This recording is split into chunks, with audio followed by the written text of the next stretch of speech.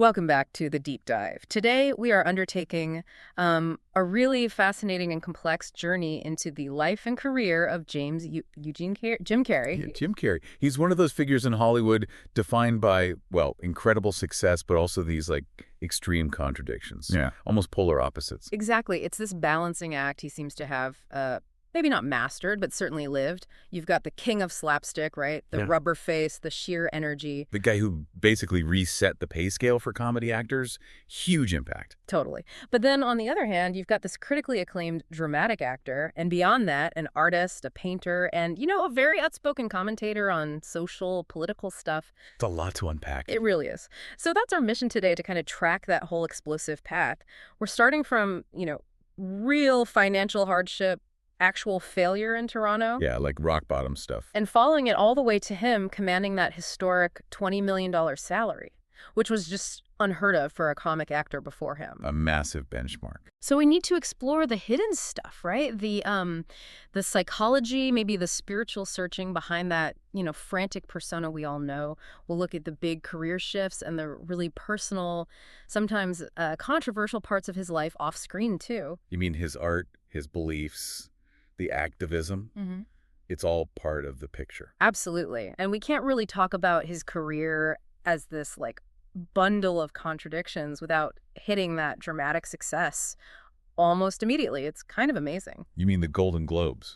Yeah, that's key. Think about it. Winning 2 back-to-back for completely different kinds of roles, that signals incredible range right from the start of that phase. Exactly. That's the perfect way in. He wins Best Actor in a motion picture drama for The Truman Show in '98, which was this serious satirical role, and he actually took a big pay cut to do it. A gamble that paid off massively, critically speaking. Totally. Then, the very next year, boom, he wins Best Actor again, but this time for musical or comedy, for playing Andy Kaufman in Man on the Moon. It just instantly showed everyone he could operate at the highest level in 2 totally different worlds of performance, drama and, well, intensely character-driven comedy. That ability, that switch between comedy and drama, sometimes even within the same film, that's the paradox, isn't it? It defines his whole career. Yeah, and to get where that comes from, that kind of restless need to perform, to succeed, maybe to escape, you got to go back to the beginning. Right. The foundation, the chaos, really, of his upbringing. We're heading back to Newmarket, Ontario, born 1962. And his family background, it's more mixed than people might realize. The original name was Carrey, C-A-R-R-E. Yeah. That's French-Canadian ancestry. Right, and then Irish and Scottish from his mother's side. His dad, Percy Carey, he was an accountant but also a musician. That musical side seems pretty important, influencing Jim. Definitely. And his mom, Kathleen, was a homemaker. But the thing that really defined his teenage years, well, it's just profound instability, financial instability. Yeah, absolutely. This wasn't just, times were tough. The family went through severe hardship. It led to them actually being homeless for periods. That's right. The sources are pretty clear. They lived, the whole family, inside a Volkswagen van for a time. Just imagine that. That kind of insecurity, it shapes you deeply. Your drive, how you see the world. And it didn't stop there. The family kind of scattered for a bit. We know Jim and his brother actually spent months living in a tent in Charles Daly Park, right by Lake Ontario. Relying on park bathrooms and stuff. I mean, think about the psychological impact of that on a kid who already had this, powerful urge to make people laugh, to make things feel okay. It feels almost like a survival mechanism, doesn't it? The comedy. Could be. And the need for money became urgent, which basically ended his formal schooling. His dad eventually got a job at the Titan Wheels tire factory in Scarborough. And the family's housing was tied to that job, right? They lived across the street, but the catch was Jim and his older brother had to work there too. Night shift. Yeah, grueling work. As a teenager, he's working as a janitor, security guard, pulling 8-hour shifts, starting at 6 p.m., working into the morning. Just brutal. And to keep that schedule, to help the family financially, he made the call.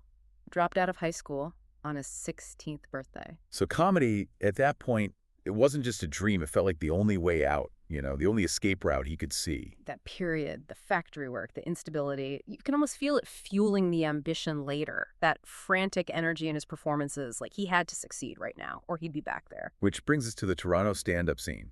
Rough start. His debut in 1977, he's only 15. Legendary for being a total disaster. Right. His dad, Percy, helped him put together an act, but it was all standard celebrity impressions. And the outfit. His mom picked it out. A Yeah. polyester leisure suit. Because, that's what comedians wore on TV back then, like on D. Martin's show or something. A polyester suit at Yuk Yuk's, which was this like edgy kind of punk rock comedy club in Toronto. It just crashed and burned. The owner, Mark Breslin, apparently called it Bad Rich Little. Ouch. Yeah, that's got to sting. And that failure hit him hard. He actually stepped away from the stage for 2 years, just processing it, doubting himself. But he came back. Couldn't stay away, I guess. Returned in '79, more polished. Finally had his first paid gig, canned $20 for 20 minutes. He found his footing back at Yuk Yuk's, which had moved to a cooler spot by then. Started building a local name for himself, fast. And the first real breakthrough into like mainstream awareness happened pretty quickly after that. 1981, a review in the Toronto Star. And not just any review. Front page of the entertainment section. Huge placement. The writer basically said, a genuine star coming to life. That review just lit a fire. Suddenly there's national demand for his act, his impressions all across Canada. And right around the same time, 81, he gets his first acting role, playing a character named Tony Maroney. Who was, fittingly, a struggling impressionist. In a TV movie called Introducing, Janet, Which they later renamed Rubberface for the video release. So that physical style, it was already there, already his brand. this early Canadian buzz, that's what opened the door to the U.S. And the key connection was Rodney Dangerfield, the legend. Yeah, Dangerfield saw him, loved him, signed him up almost on the spot as an opening act for his tours. That must have been huge. Exposure, connections, everything you need to make that jump south to Hollywood. Okay, so the stage is set. Carrey gets to L.A. in 83. And he has this one single-minded goal, almost an obsession. The Tonight Show, Johnny Carson. Had to happen. Absolutely. In that era, that was it. The ultimate validation for a comedian. Getting on Carson meant you'd arrived. He finally gets his chance late that year. But it wasn't quite the dream debut, was it? It was tied to promoting the sitcom he'd landed. Right, The Duck Factory on NBC. Short-lived show. So it wasn't pure stand-up, more like a promotional spot. And the appearance itself, it's really telling about how the industry saw him initially. He does his big impressions, Elvis, Jack Nicholson, E.T., that rapid-fire energy. Carson gives him the okay sign. Standard. But here's the crucial detail. Johnny does not wave him over to the couch for the chat afterwards. Subtle but huge in showbiz terms back then. Getting waved over, that was the golden ticket. It launched careers overnight. Not getting the wave meant, okay, you're fine, you did the job. But Carson wasn't blown away. He wasn't seeing the next big superstar. Not yet. So, yeah, good but not great in Carson's eyes. And the sitcom, The Duck Factory, it debuted April '84 but fizzled out pretty fast. Canceled. Which put him right back on the road, grinding it out, chasing that big, big break. And the place he chased it hardest and failed most spectacularly was Saturday Night Live. Oh, man, the SNL saga. It's brutal. It's almost hard to believe, given his talent, how many times he got rejected. 3 times. High-profile attempts. Why SNL, though? Why is that the holy grail for him? Well, for his generation of comedians, SNL was the platform, the absolute peak. His first shot was way back in 1980, just as he was getting hot in Toronto. But they didn't pick him. The producer went with someone else. Yeah, chose Charles Rocket instead, who was older, 31, maybe seen as a safer, more conventional choice compared to this raw 18-year-old Carrey. Stability over, potential explosion. Okay, bad luck maybe. But the second try, 1985, that one sounds even rougher. Lorne Michaels is back, rebuilding the cast. Carrey's desperate to get on.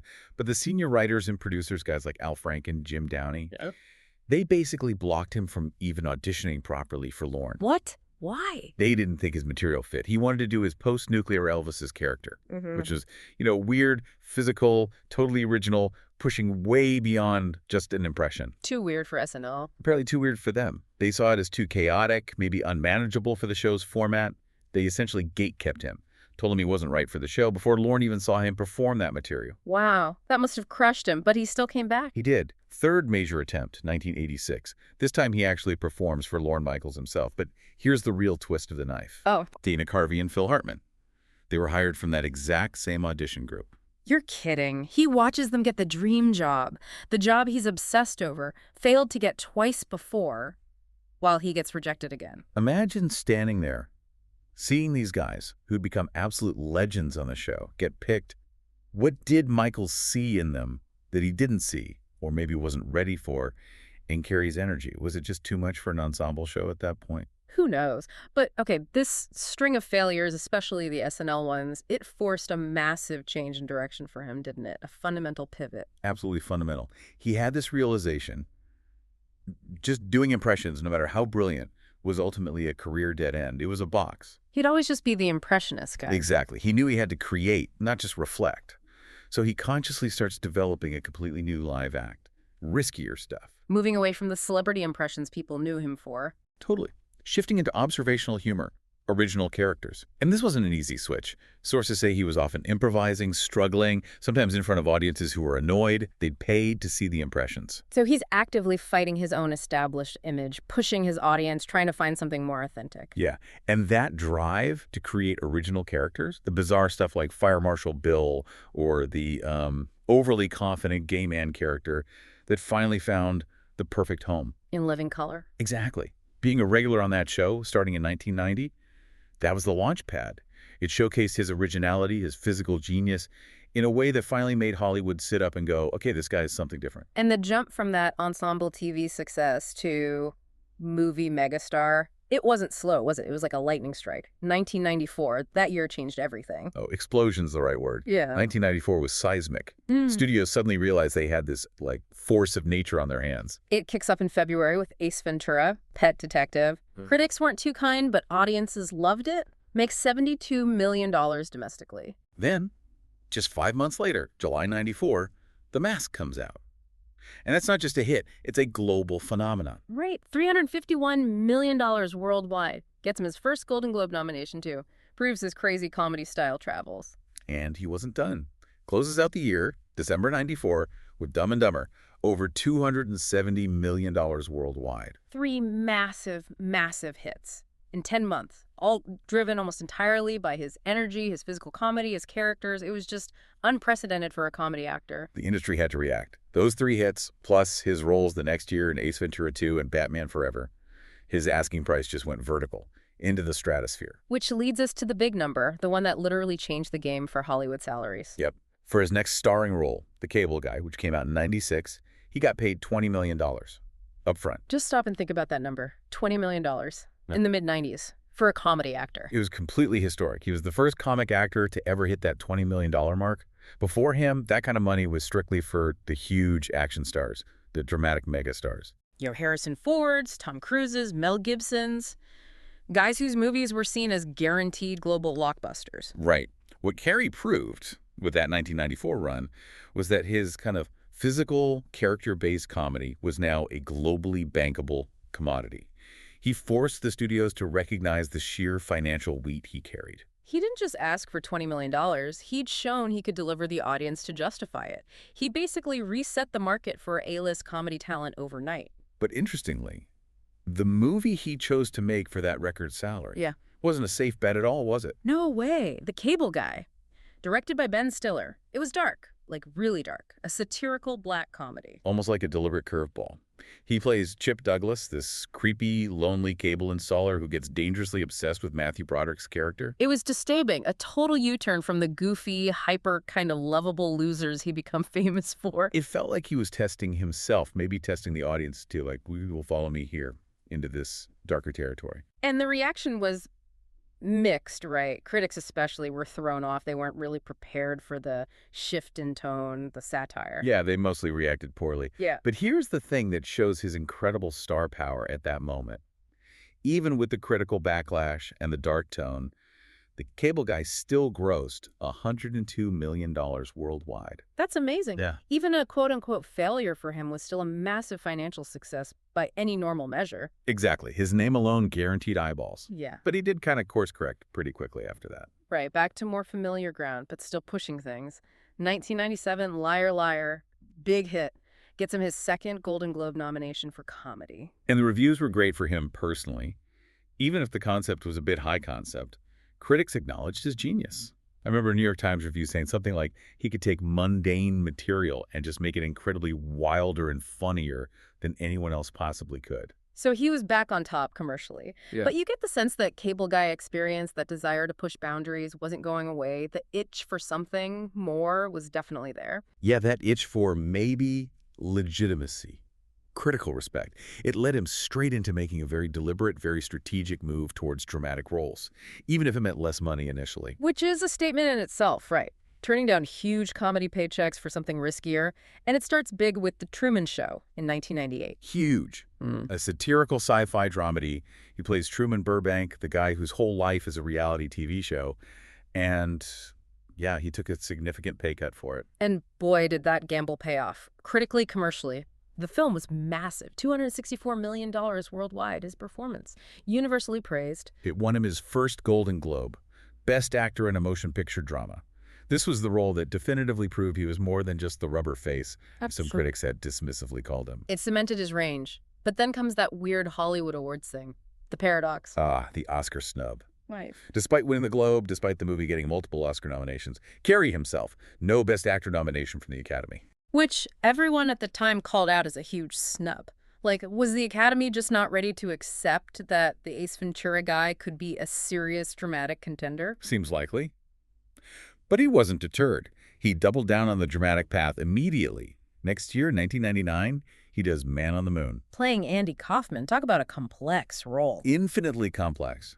And boundary pushing, just like Kaufman himself. That performance won him his second Golden Globe in a row, this time back in the musical or comedy category. Plus, his first Screen Actors Guild nomination. And the process for making that movie, it became legendary in its own right, didn't it? The method acting. Oh, completely legendary and intense. He decided he wasn't just going to play Kaufman, or Kaufman's obnoxious alter ego Tony Clifton. He was going to be them for the entire shoot. Never breaking character. Never. On set, off set sometimes. He was Andy or he was Tony, which, as you can imagine, created a challenging atmosphere on set. Yeah, I bet. There's that documentary later, right? Jim and Andy, The Great Beyond, using footage the studio originally buried. Exactly. Universal Pictures apparently shelved the behind-the-scenes footage because they thought it was too damaging. It showed him antagonizing the crew as Tony Clifton, refusing to answer to Jim. The sheer psychological toll it took on everyone involved. That's chaos. But maybe necessary chaos for that kind of performance? Arguably, yeah. It produced something unforgettable. But even with these intense dramatic detours, he didn't abandon the blockbusters. He still knew how to deliver huge commercial hits. Right. 2000, he does How the Grinch Stole Christmas, still one of the highest-grossing Christmas movies ever. Then 2003, Bruce Almighty. Just a global monster hit, over $484 million worldwide. That kind of financial success probably gave him the freedom, the cushion, to keep taking artistic risks. Absolutely. Which leads directly to what many people, myself included, still think is maybe his best performance ever. Yeah. Eternal Sunshine of the Spotless Mind in 2004. Playing Joel Barish. Such a different role. Quiet, heartbroken, passive. He dials the physical comedy way, way down, almost completely gone. And the critics went wild. The consensus was basically, this is his most mature, sharply focused work. He showed he could channel that same intensity he used for Kaufman, but into something subtle, deep, genuinely dramatic. Got him a BAFTA nomination, another Golden Globe nomination. It proved he could truly excel across the whole spectrum. So he's established his incredible range. But if we jump forward a bit into the 2010s, things get a little more uneven, maybe. Yeah, there were some bumps. His 2013 comedy, The Incredible Burt Wonderstone, that didn't do well at all. Kind of a flop. Maybe a sign that just putting his name on a standard comedy wasn't a guaranteed hit anymore. Possibly. But the really big shift that year, 2013, wasn't about box office. It was about a moral stand he took. Ah, the Kick-Ass 2 situation. Right. He'd already filmed his part playing Colonel Stars and Stripes. Yep. But then, just 2 months before the movie's release, he goes on Twitter and says he can no longer support the film. Publicly withdraws his support. Why? What was the reason? He pointed to the level of violence in the film, specifically in the context of this Sandy Hook Elementary School shooting, which had happened relatively recently. He said basically, in good conscience, I can't promote this level of violence now. Wow. That's highly unusual for a star to do that to their own movie right before release. Huge wave. Totally unprecedented, almost. Sacrificing the expected promotional duties, potentially hurting the film's success because of a personal conviction. It really signaled a change in his priorities, putting his social concerns front and center. And that theme kind of carries into his later TV work too, doesn't it? Seeking out projects with more personal resonance. Yeah, like in 2017, he executive produced, I'm dying up here, That Showtime dramedy about the brutal LA stand-up scene in the 70s. You could feel echoes of his own early struggles in Toronto, that pressure cooker environment. And then Kidding, starting in 2018, reuniting him with Michelle Gondry, the Eternal Sunshine director. That show was critically acclaimed, right? Very much so. A tragicomedy. It felt like the perfect vehicle for his mature talent, blending humor and pathos. Got him his 7th Golden Globe nomination. Showed he still had that deep, nuanced, vulnerable performance capability. Okay, so beyond the screen, beyond the performances, let's try and understand the man himself, the personal life, the beliefs, the art. It's just as complex, isn't it? If not more so, he's been incredibly open, maybe surprisingly so, about his struggles with mental health. He talked about suffering from depression for years, being on Prozac. Right. But then, in classic Carrey fashion, he pivots hard. He eventually stopped taking all medications and later cut out alcohol, even coffee. Yeah. Embraced this really clean lifestyle focused on, like, inner peace. Yeah, searching for clarity. And he became a really big proponent of the law of attraction, the idea that your thoughts directly shape your reality. And this belief is tied directly to that massive financial breakthrough we talked about earlier, isn't it? The $10 million check story. Exactly. It's fascinating. When he was broke, struggling, couldn't get arrested as an actor, he did this visualization thing, wrote himself a check for $10 million. Payable to himself for acting services rendered, and he post-dated it like 7 years in the future, kept it in his wallet. Yep. And then, almost exactly 7 years later, he gets paid that precise amount for Dumb and Dumber. Wild. A self-fulfilling prophecy, maybe. He absolutely credits it to the law of attraction and also his practice of transcendental meditation. It speaks to his spiritual path, which seems very eclectic, not tied down to one single dogma. Right, like that quote from 2004 where he apparently said something like, I'm a Buddhist, I'm a Muslim, I'm a Christian, refusing to be boxed in. He talks a lot about non-duality, letting go of the ego. He mentioned reading Eckhart Tolle and having this realization, this feeling that I was no longer a fragment of the universe, I was the universe. It's about seeking that pure, direct experience of reality, unfiltered authenticity. And if you connect that quest for authenticity to his personal life, well, it hasn't always been smooth sailing. There have been some really difficult, public, and tragic chapters, particularly regarding relationships. Yeah. He's been married twice. First to Melissa Wolmer, they have a daughter together. Then briefly to Lauren Holly, his Dumb and Dumber co-star. He was engaged to Renee Zellweger for a while, too. Yeah. And had that long-term relationship with Jenny McCarthy. Right. But the relationship that ended most tragically and became very public was with Catriona White, a makeup artist he dated. She died by suicide in 2015 using prescription drugs. A terrible tragedy. Carrey was a pallbearer at her funeral in Ireland. Expressed deep grief. But then things got legally very complicated. 2 wrongful death lawsuits were filed against him, one by White's estranged husband, another by her mother. And the core allegation was that Carrey had illegally obtained the prescription drugs she overdosed on and given them to her. That was the allegation, yes. Carrey fought back publicly, defending himself, saying her death was tragic but ultimately beyond anyone's control. It was a really dark period, legally and in the public eye. But what was the outcome of those lawsuits? Ultimately, both lawsuits were dismissed in 2018. The attorneys confirmed there'd be no further proceedings. So legally, he was cleared of liability in her death. Okay, shifting gears a bit, but sticking with that theme of him embracing controversy, his public advocacy, he really hasn't shied away from taking strong, sometimes polarizing stances. Not at all. Especially being a dual U.S.-Canadian citizen, he's weighed in heavily on American politics and public health debates. The vaccine issue is probably the most prominent example. Right, that started around 2009 when he was with Jenny McCarthy. He wrote articles, like for the Huffington Post, questioning standard vaccine practices. Yeah, questioning the merits, leading marches like the Green Our Vaccines campaign, calling for the removal of what he termed toxic substances from childhood vaccines. And that drew a lot of fire from the scientific and medical communities, didn't it? Oh, significant backlash, which got even more intense in 2015 after California passed a stricter vaccination law. Carrey went on Twitter, called Governor Jerry Brown a corporate fascist, accused him of poisoning children. Strong words. Very strong. And medical ethicists, science writers, they hit back hard, called him ignorant, immune to reason, highlighted the dangers of celebrity influence on complex health issues. We should be clear here, just reporting the facts. Carrey framed it as protecting kids from government overreach. His critics saw it as spreading dangerous anti-science views. That willingness to court controversy definitely carried over into his more direct political commentary later on. Around 2017, he started doing those political cartoons. Yeah, he shifted from writing to drawing, began posting these really pointed, often savage political cartoons online, mostly targeting the Trump administration at the time. They were provocative. He even had an exhibition, right? Indignation, featuring over 100 of them. They definitely got attention, sometimes international attention, like the one depicting the death of Benito Mussolini. Oh yeah, that sparked a whole feud with Mussolini's granddaughter, Alessandra Mussolini, who's an Italian politician. She called Carrey a bastard on Twitter. It became this whole international incident. Shows how his need to express himself politically had gone way beyond just Hollywood statements. He eventually stopped doing the cartoons regularly in 2021, though. And politically, he's been pretty open about where he stands philosophically, too, advocating for socialism. Yeah, explicitly. Yeah. Said the Democratic Party should embrace the word socialism and stop apologizing for it. Again, just embracing charged terms, pushing boundaries, true to form. It's fascinating because while all this public controversy and commentary was happening, he was also developing this whole other side, almost in private initially, his painting. Right. He started painting seriously around 2011, he said.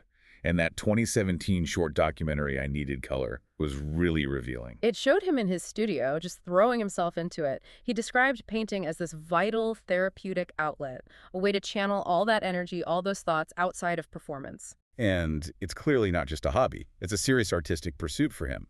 In 2022, he even minted his first NFT based on one of his paintings, Sunshower, with his own voiceover. Which brings us neatly to the Great Retirement Saga. Or non-retirement. Yeah. Oh. April 2022, he gives this interview. Sounds very serious about stepping back from acting. Says things like, I have enough. I've done enough. I am enough. It sounded like the perfect, almost zen conclusion for someone who'd reached the absolute peak of his profession. Time to just paint and contemplate. Seems logical. But then, the lure of a certain evil genius proved too strong. Apparently. February 2024, news breaks. He's back, reprising his role as Dr. Robotnik in Sonic the Hedgehog 3, and playing Robotnik's grandfather, too, apparently. And the best part, the producers totally leaned into the whole retirement angle. They reportedly delivered his copy of the Sonic 3 script, written in 24-karat gold ink. That's hilarious. A direct callback to him joking previously that he'd only come back if Angels bring some sort of script that's written in gold ink. The layers of irony just keep piling up. Then he tells a reporter, clearly joking, that he came back because I need the money, frankly. Classic Carrey deflection. But he did clarify later, didn't he? Said it wasn't really retirement, more like a power rest, leaving the door open. Suggests he's just operating on his own terms now. Yeah.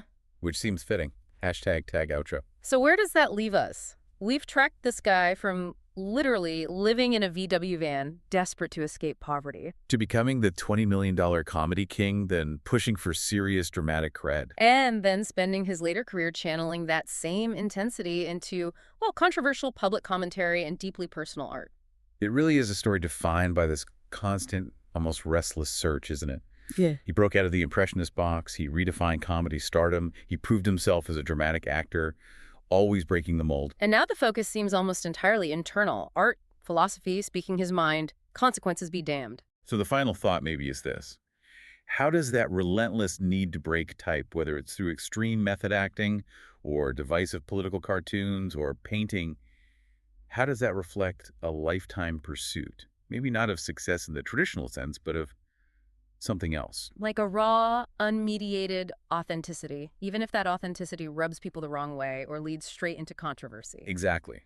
That feels like the central paradox of Jim Carrey. The rubber face who just refused and still refuses to stay fixed in one shape. A question maybe only he can answer. Or maybe the answer is just in the continued searching itself. Yeah, through whatever comes next. Another movie, another painting, another unexpected statement. A really compelling place to leave it. Thanks for joining us for this deep dive.